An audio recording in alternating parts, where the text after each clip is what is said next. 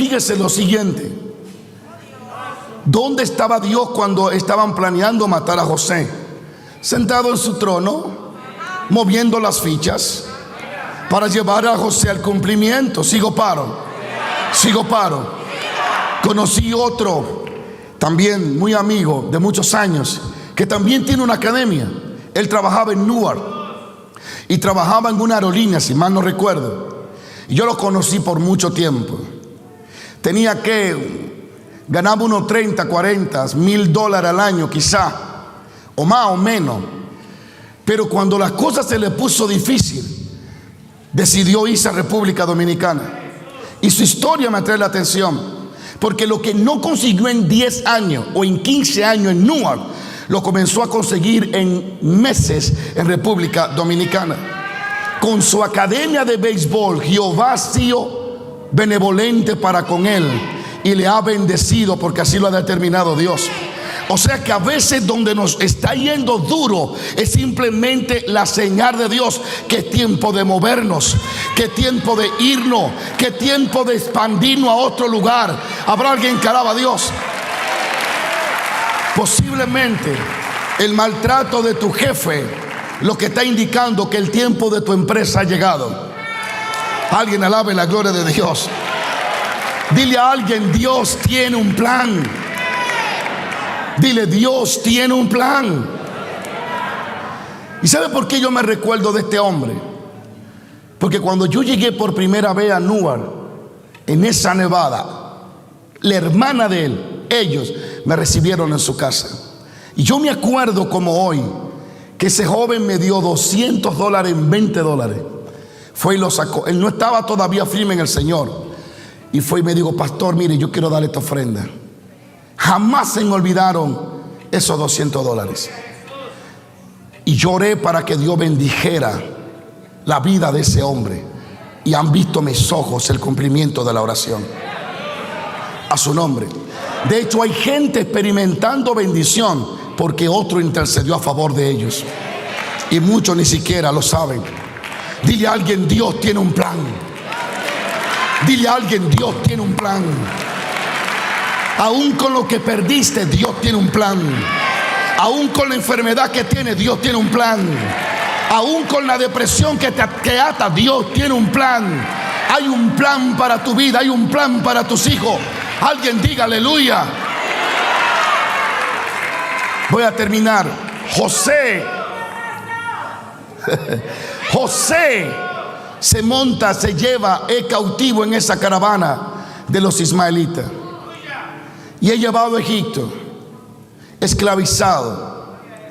Se imagina todo el montón de sentimientos que tenía José en su corazón al saber que sus hermanos no solo lo quisieron matar, sino que lo vendieron. ¿Y sabe lo que dice la Biblia?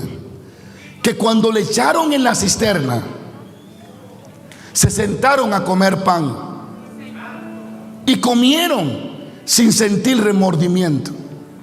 Mira hasta dónde puede la envidia cauterizar la mente de una persona, que puede comer tranquilo oyendo el sufrimiento de otro. Hasta ahí llega la envidia.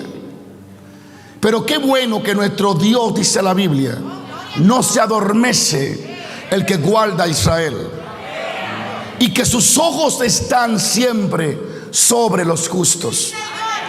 Así que si hay algo que Dios nunca dejará de hacer, es de observarte. Él está pendiente a ti cada día, cada noche, y Él está planificando todo tu movimiento para llevarte al cumplimiento de su propósito. Así que como David, acuéstate en paz y levántate en paz, porque Jehová tu Dios te ha guardado y te guardará. Aunque José Luis no entendía el proceso, si hay algo que me atrajo la atención, es que José ni en la cisterna se quejó. José no se queja ni llora. No entiendo lo que está pasando. No comprendo por qué mis hermanos me echan en esta cisterna y ahora me venden. Se imagina el montón de sentimientos encontrado, difícil que vivió José, sabiendo que ahora era un esclavo, cuando su padre le había dado una túnica, profetizando que era un hombre diferente. Ahora era un esclavo, encadenado, rumbo a Egipto. José jamás se explica a sí mismo por qué está ahí. Y yo le puse este último punto: ¿qué hago en Egipto? ¿O por qué estoy aquí? Potifar compra a José y lo lleva a su casa como un esclavo y lo pone a trabajar en su casa. José no entiende el por qué ahora es un cautivo, trabajando para un amo, cuando en el campo él era libre y comía lo que quería. Él no entiende por qué está cautivo. Pero algo que José nota, y es que en todo en su proceso Jehová está con él. Y a pesar de que Jehová no le dio la voluntad o la gana de revelar a José el por qué está en Egipto, José dice que Jehová estaba con él. Así que José sentía la presencia de Dios, que lo ayudaba y le daba la gracia para que fuera excelente y exitoso en todo lo que él tocaba. ¿Alguna vez te ha encontrado en ciertas situaciones que no entiende el por qué estás ahí, pero aún así sigues sintiendo la presencia de Dios? José dice: y Dios estaba con él, a su nombre. ¿Qué hago aquí? Me imagino a José preguntándose: ¿qué hago en Egipto? ¿Por qué estoy aquí? ¿Quién me trajo aquí, Dios mío? ¿Qué hago en esta tierra? Yo no soy de aquí. ¿Te has preguntado qué hago aquí? ¿O por qué estás pasando esto en tu vida? Muchas veces nos preguntamos: ¿qué hago aquí? ¿Por qué estoy viviendo esta situación? ¿Por qué me está pasando a mí? A su nombre. Estas fueron posiblemente preguntas de José al llegar a Egipto como esclavo. José no entendía el por qué estaba allí. Y muchas veces nosotros nos preguntamos: ¿por qué me salió mal? ¿Por qué las cosas no me salen como yo las creo? ¿Qué hago en este país? ¿Qué hago en este empleo? ¿Por qué tengo que llorar tanto? ¿Por qué tengo que vivir este proceso? ¿Por qué tengo que tener esta lucha en mi matrimonio? Señor, ¿qué hago aquí? ¿Qué hago en esta tierra? ¿Qué hago en este proceso? ¿Por qué estoy viviendo este tiempo tan difícil? Y lo más caótico, tú no me explicas nada, Dios. ¿Por qué estás en silencio? ¿Por qué no me explica el por qué y para qué has permitido que yo viva lo que estoy viviendo? Yo he estado en ese lugar, aunque escucho la voz de Dios constantemente, pero me he dado cuenta que hay procesos donde Dios se calla, donde Dios simplemente decide contestarme con el silencio, y donde yo pregunto: ¿por qué lo permitiste? ¿Por qué? ¿Por qué? ¿Por qué? ¿Y para qué? Y simplemente le hace silencio. ¿Y qué tengo que hacer yo? Simplemente rendirme y confiar que lo que está sucediendo en mi vida y en tu vida es la perfecta voluntad de Dios. Y Él es un Dios tan bueno que no podemos dudar de que las cosas saldrán mal si estamos en las manos de Dios. Alguien diga aleluya. Y si miramos el porqué de José, entenderemos que hay tres etapas en la vida de José al llegar a Egipto. Tres etapas en la vida de José, antes y después que llegó a Egipto. ¿Por qué José llevado a Egipto? La mayoría de ustedes ya saben esa respuesta. La pregunta es: ¿por qué Dios permitió que le aconteciera a José lo que le aconteció? Primero fue vendido a Potifar, general del ejército de egipcio. Ahora, en este tiempo que vivió en la casa de Potifar, como un esclavo, como un abandonado, como alguien a quien sus hermanos no amaban, José lidió con todos los sentimientos emocionales, con el rechazo, con la humillación, desnudar a un hebreo era una humillación grave.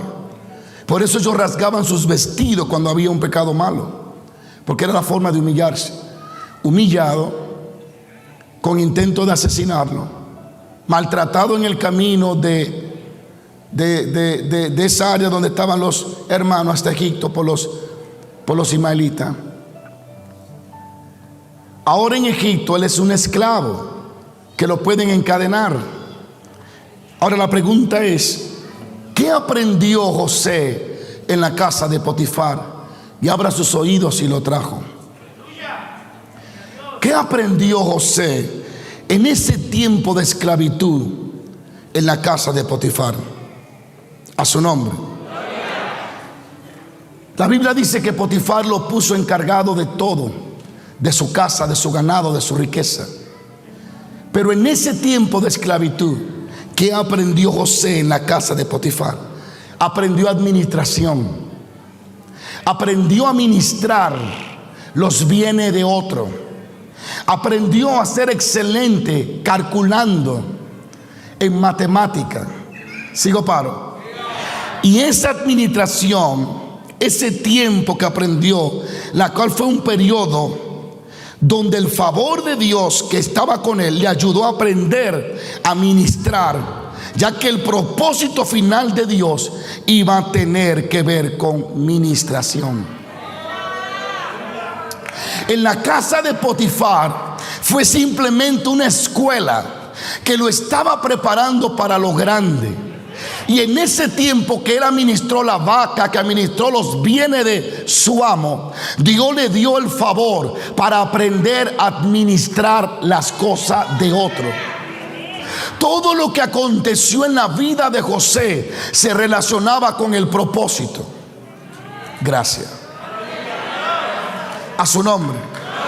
Es por eso que usted debe de relacionarse e invertir tiempo en cosas que sean parte del propósito y del llamado de Dios. Sigo paro. En ese tiempo de esclavitud, para José posiblemente al principio fue un tiempo de esclavitud, pero luego se dio cuenta que él aprendió cosas allí que con su papá no aprendió. Aprendió cosas en la casa de Potifar que con sus hermanos envidiosos no aprendió. Y esa es la bendición y la belleza de los procesos que Dios permite, que nos ayudan a aprender cosas que de otra forma no la pudiéramos aprender. Por eso hoy abre tu mente y tu corazón y aprende lo que estás viviendo, porque será lo que va a necesitar cuando llegue el cumplimiento de Dios en tu vida. Alguien diga aleluya.